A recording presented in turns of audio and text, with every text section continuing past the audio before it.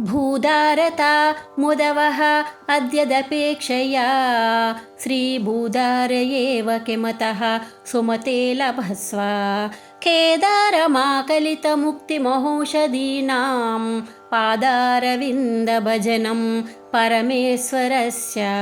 త్రిమూర్తులలో ఒకడు, స్థితికారుడు, పోషకకారుడు, దేవదేవుడు అయిన విష్ణుమూర్తిని ప్రమాణంగా తీసుకుంటే ఆ విష్ణుమూర్తి తాను భక్తిని ముక్తిని పొందడం విషయంలో ఏం చేశాడో మనము దాన్ని అనుసరించి తరించాలి.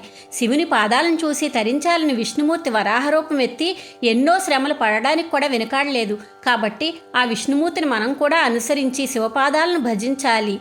అవి సామాన్యమైన పాదాలని అనుకోకూడదు. సాలోక్య, సామీప్య, సారూప్య, సాయుధ్యముక్తులనే దివ్య ఔషధాలకు పంట పొలం లాంటివి అని గుర్తించాలి.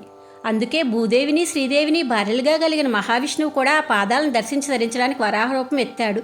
ఇక మనమెందుకు ఆలోచించవడం?